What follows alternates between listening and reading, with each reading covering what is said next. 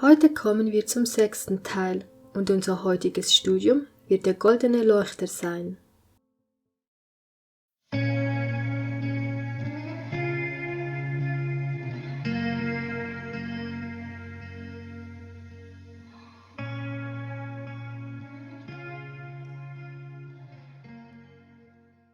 Dieser goldene Leuchter befand sich ebenfalls im Heiligen, und zwar im Süden. Und auch beim Leuchter gab Gott ihnen genaue Anweisungen, wie er aussehen sollte. Der Leuchter hatte 7 Arme, pro Seite jeweils 3 und in der Mitte einen. Und dieser 7-armige Leuchter war aus reinem Gold angefertigt. Gott gab also Mose die Anweisung, dass alle Gegenstände, die sich im Heiligen und Allerheiligsten befinden, aus Gold sein sollten, während all die Gegenstände, die sich im Vorhof befanden, aus Bronze waren. In 2. Mose 25 in den Versen 31 bis 33 gibt Gott dem Mose die genauen Anweisungen, wie dieser Leuchter gestaltet sein soll. Du sollst auch einen Leuchter aus reinem Gold anfertigen. Aus den Seiten des Leuchters sollen 6 Arme herauskommen, 3 Arme aus einer Seite des Leuchters und 3 Arme aus der anderen Seite des Leuchters. An dem einen Arm sollen 3 Kelche wie Mandelblüten sein, mit je einem Knauf und einer Blüte.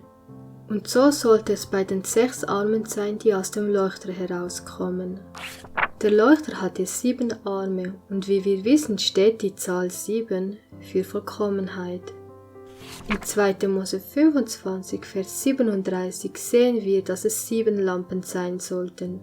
Im Buch der Offenbarung und dort im 4. Kapitel, Vers 5 ist auch von 7 Leuchtern oder eben 7 Feuerfackeln die Rede, die im Himmel sind. Wusstest du, dass das Buch der Offenbarung in der Sprache des Heiligtums geschrieben wurde? Wenn wir also das Buch Offenbarung verstehen wollen, ist es wichtig, dass wir auch das Heiligtum verstehen. Johannes sah also im Himmel diese 7 Feuerfackeln, und wo Gott dem Mose den Auftrag gab, das irdische Heiligtum zu machen, war dieses lediglich eine Kopie vom himmlischen Heiligtum. So nebenbei der Hebräerbrief macht das auch nochmal sehr deutlich und bestätigt es. Nun, diese 7 Leuchter oder eben Feuerfackeln symbolisieren die 7 Geister Gottes. In Offenbarung 1, Vers 1 bis 5 beispielsweise, wo es von der Offenbarung Jesu Christi die Rede ist, richtet sich Johannes in Vers 4 an die 7 Gemeinden. Gnade sei mit euch und Friede von dem, der ist und der da war und der da kommt. Und hier spricht es vom Vater und von den 7 Geistern, die vor seinem Thron sind, und von Jesus Christus. Johannes wendet sich hier also mit der Offenbarung Jesu Christi an die 7 Gemeinden und wünscht ihnen Gnade und Frieden im Namen des Vaters, des Heiligen Geistes und im Namen Jesu Christi. Wir sehen hier also alle 3 Personen der Gottheit erwähnt. Wir sehen den Vater, die 7 Geister, die vor dem Thron sind, und Jesus Christus. Doch weshalb ist von 7 Geistern die Rede? Wir haben ja bereits erwähnt, dass die Zahl 7 in der Bibel für Vollkommenheit und Perfektion steht. Und als Jesus auf diese Erde kam, wurde er erfüllt mit diesen 7 Geistern. Denn die Prophezeiung in Jesaja 11, 1-4 sagt uns, dass ein Zweig aus dem Stumpf Isais hervorbrechen wird. Und dies war eine Prophezeiung über den Messias. Weiter wird uns gesagt, dass auf ihm der Geist des Herrn, der Weisheit, des Verstandes, der Geist des Rats, der Kraft und der Geist der Erkenntnis und der Furcht des Herrn ruht. Hier sehen wir alle diese 7 Geister erwähnt, und wo Jesus auf diese Erde kam, war er voll Heiligen Geistes.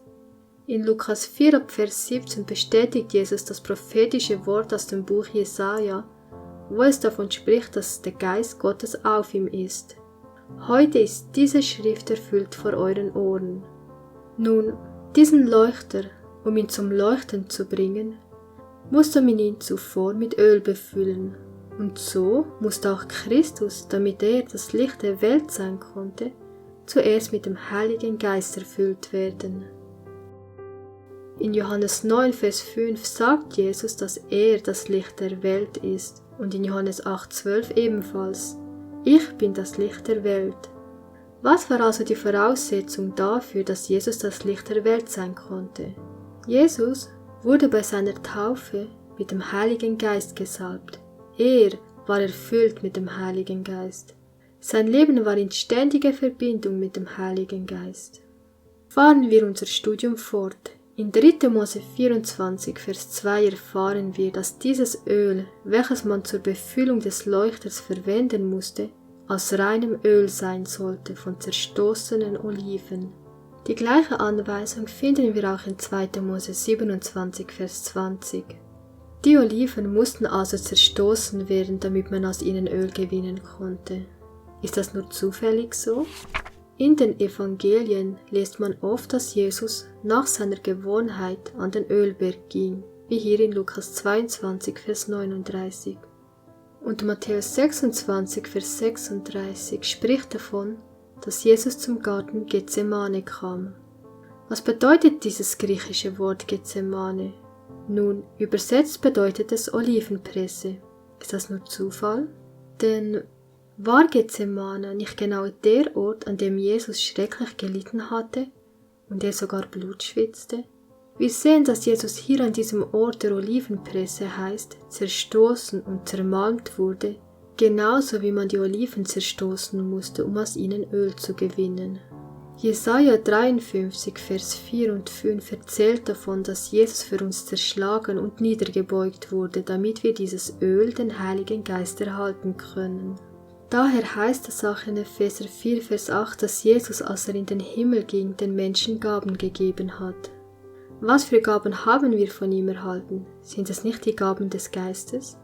Es gibt verschiedene Gaben, jedoch ist es derselbe Geist, von dem wir diese Gaben erhalten. Nicht umsonst spricht es in Johannes 7, Vers 37 bis 39 davon, dass der Heilige Geist noch nicht bei ihnen war, weil Jesus noch nicht verherrlicht wurde. In Johannes 14, Vers 15 bis 17 sagt Jesus: Und ich will den Vater bitten, und er wird euch einen anderen Beistand geben. Der Heilige Geist war noch nicht in seiner ganzen Fülle da. Erst durch die Kreuzigung Jesu, seinen Tod und als er nach seiner Auferstehung wieder in den Himmel fuhr, erst von da an kam der Heilige Geist in seiner ganzen Fülle. Deswegen sagte Jesus auch zu seinen Jüngern, dass es besser ist, wenn er jetzt geht, damit sie den Heiligen Geist erhalten konnten. Christus gab uns durch seinen Tod, durch seine Leiden eine Gabe, die Gabe, den Heiligen Geist zu empfangen.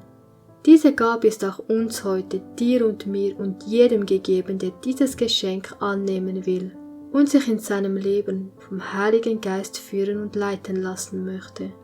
In 2. Mose 25, Vers 37 lesen wir, dass dieser Leuchter das, was vor ihm liegt, erleuchten sollte. Was lag vor dem Leuchter? War es nicht der Schaubrottisch? Mit anderen Worten, damit wir dieses Brot, Gottes Wort, lesen und studieren können, haben wir das Licht des Leuchters nötig. Denn ohne den Heiligen Geist können wir nicht Gottes Wort studieren. Denn nur mit Hilfe des Lichts dieses Leuchters kann ich die Bibel studieren. Deswegen stand dieser Leuchter auch direkt gegenüber dem Schaubrottisch. Wie viele von uns bitten um den Heiligen Geist, bevor wir Gottes Wort studieren? Im Psalm 119, Vers 105 spricht David davon: Dein Wort ist meines Fußes Leuchte und ein Licht auf meinem Weg. Der Heilige Geist befähigt uns, in diesem Licht zu wandeln. Und wenn wir ihn empfangen, erfüllt sich an uns das, was Jesus in Matthäus 5 sagt: Ihr seid das Licht der Welt. Man zündet auch kein Licht an und stellt es unter einen Scheffel, sondern man stellt es so hin, dass es jeder sehen kann und jeden erleuchtet, der im Raum steht. Matthäus 5, Vers 15. Erinnert euch auch daran, dass die törichten Jungfrauen kein Öl zum Nachfüllen bei sich hatten, die klugen Jungfrauen hingegen schon. Daher bitten wir Gott täglich darum, dass er uns dieses Öl geben möge. Wir haben dieses Öl nötig, um mit Gott zu wandeln, denn aus uns selbst können wir Gott nicht lieben. Römer 5, Vers 5. Denn die Liebe Gottes ist ausgegossen in unsere Herzen durch den Heiligen Geist, der uns gegeben worden ist. Es ist der Heilige Geist, der uns diese Liebe zu Gott in unser Herz gibt. Wie also können wir Gott lieben? Jesus hat uns alles gegeben, dass es uns ermöglicht, ihn zu lieben, den Vater zu lieben. Deswegen spricht es auch in Galater 5, 16 und auch 22 bis 23 davon, dass die Frucht des Geistes Liebe ist. Freude, Friede, Langmut, Freundlichkeit, Güte, Treue, Sanftmut und Selbstbeherrschung. Wenn ich den Heiligen Geist bekomme, dann bewirkt er all diese Früchte in mir, die letztendlich nichts anderes als die verschiedenen Ausdrücke der Liebe sind. Denn Freude ist Liebe, die sich nach außen zeigt. Friede ist Liebe in der Ruhe. Langmut ist Liebe in der Prüfung. Freundlichkeit ist Liebe, die überfließt. Güte ist Liebe in Aktion. Treue ist Liebe, wenn sie kämpft. Sanftmut ist Liebe in Geduld und Selbstbeherrschung ist Liebe in Disziplin. Und das ist die frohe Botschaft. Durch den Leuchter zeigt Gott uns, was er für uns bereithält, damit wir in dieser Welt leuchten können.